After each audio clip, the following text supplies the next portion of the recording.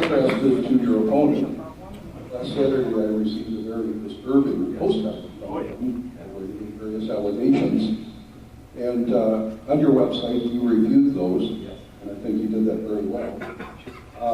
Last night, I was watching O'Reilly, and there was one of your campaign commercials on, immediately followed by one for your opponent, again attacking.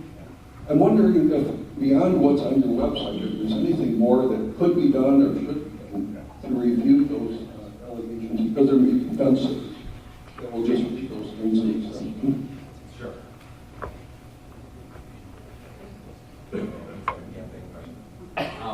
And that's a great question, because we talk about the fence sitters. There's still a lot of undecideds out there, and that's why it's very important for all of us to get out and talk to as many people as possible. I am more concerned not just to win this seat back, but to take our country back. I'm just not interested in just winning one seat. I also pledge that, like Ronald Reagan, who actually is somebody that I look up to, even though he's no longer with us, my dad passed away 8.5 years ago. I'll read this quick story. And he said, we didn't expect him to pass away. It was a very quick, something happened, aneurysm, he's gone. And he passed on, and he used to tell me that you will hear my voice more when I'm gone than when I'm with you. And believe it or not, I hear his voice every single day. He was actually the founder of this place that we're having breakfast today. He was the first president of this location. So anyway, he always taught me, work hard, stay truthful, and don't listen to what people say about you. If you put your blinders, he used to talk about horses when he was younger in Poland, because he was in a Nazi labor camp. He was liberated by the 101st Airborne Division. He used to talk about when they used to have horses and push buttons and so forth. He said they put blinders on the horses so that the horse knew where their mission was, that they stayed focused on the road. He said, don't listen to the garbage. Stay focused on the road. And that's what I've been doing. But to answer the issue, yes, my opponent has gone very negative with misleading, untruthful comments. And this is just I will say, an appetizer of what we're expecting for the next 98 days. So how do you compete this? I mean, I've talked to a few lawyers about should we file suit, this, that, but the focus is this. We are 8 days away. We have a substantial lead. If we continue to do our job, then we don't have to lend to his negative campaigning. And as was it John, well, I'm going to quote John McCain. Do you mind if I quote John McCain? I'm going to quote John McCain, who quoted Bob Dole. He said, if you get in a fight with a pig, you both get dirty, but only the pig likes it. We are saving our ammunition and our tactics for Gary Vee. Right now we are monitoring the negative advertising. We're addressing it.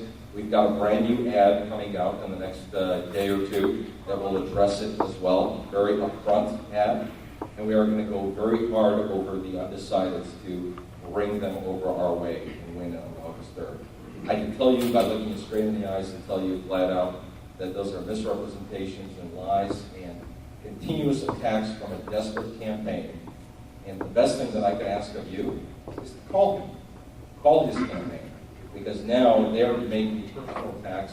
I mean, if you look at Facebook, they're taking personal attacks and making things up as they go along. And I am very comfortable with it because, like my dad said, follow the path and focus on your mission. And I am not interested in having him take me off our message. That's right.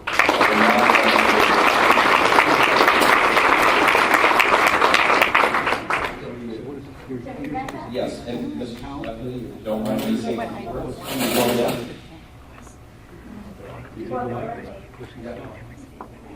I just wanted to thank you again for coming out this morning, and Mrs. Schlafly, I am very honored to have you here and have you support us. But most of all, it comes down to all of you now. In the last days of a campaign, it's what you say to your friends, relatives, and neighbors, and the impact that you have.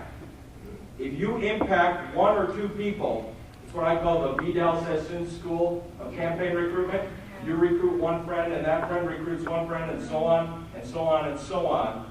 That's what we're counting on from all of you. By walking door to door, not letting up, staying focused with those blinders, we will be victorious on August 3rd. Here are my two final comments. Number one, after this is over at 10:30, I am walking right around this hallway, the main hall, right over there. And in the main hall, we are having a Rocky Roundup. It's going to be a short, brief, to the point where we are and what we need to do to win this election. If you are interested in getting involved and volunteering or playing a role on election day, we're going to ask you to follow me over there and just listen to a short presentation. Number two is this. August 3rd is 9 days away. 9 days away. It's you that this all is basically leaning on. It's what you can do in the last days of the election and how you can speak about a candidate and how you can influence your friends and make sure that you actually call them and get them out to the polls and make sure that they support Rocky for Congress. Because let me tell you, a lot of people will come to the polls and vote for a governor and they have no clue who's running for Congress or state rep or whatever, and they're just walking in with those blinders. They're just coming in for one candidate. We need help on election day, and that's why we're doing this Rocky Roundup. On August 3rd at 8:30 p.m., we are inviting you all to the Troy Marriott for our victory party. Because I truly anticipate it will be a time of smiles and a time of preparation for November 2nd to take our country back. Thank you very much for your